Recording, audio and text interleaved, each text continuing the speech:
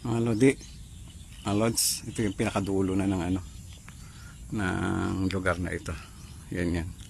Nandito tayo sa pinakadulong nilakad natin. Yan. Isa pang ito. Mga lods, maganda ng bahay, di ba? Pero huwag na muna kayong dito. Muna tayong manirahan dito. Maganda ng landscaping sa harap. Tahimik dito. Tahimik dito mga lodi. Yung lugar na ito. Oo. Security pa rito. Libre na. Ayan mga lods. Lods. Ayan. Yan si Oka. Stretching. Diba? Wapo pa rin. Diba?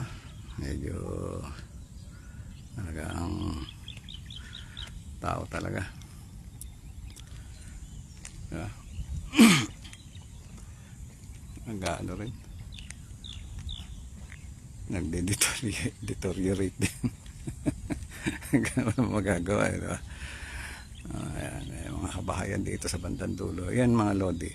Inabot ko yan nung ginagawa pa yan. Parang barko na hindi ko maintindihan. Pero pakikita ko sa inyo sa mamaya yan sa malapit. Ayan. Yan mga lods. Ayan. Diba? Linis. Gandang lugar. Tahimik. Tahimik ang mga kabahayan. Diba? Walang mga tao. Ayan. Ito, mga lodi. Tingnan nyo yan. Kakaiba ito, lods bahay na pinagawa niya. Diba? Ayan mga lods.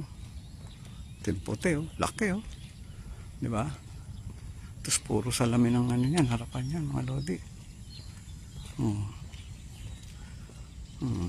Nagtataka ka ba dyan mga lods? Palalim pa yan. Ayan Ayan kita nyo? Palalim pa yan puro tiles yan Yung loob niya, tagusan yung tingin. Ayun kita pala.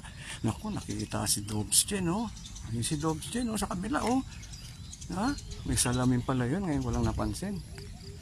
Labes na natin dinaanan niya mga lodi. Ito mga lods, pabalik na tayo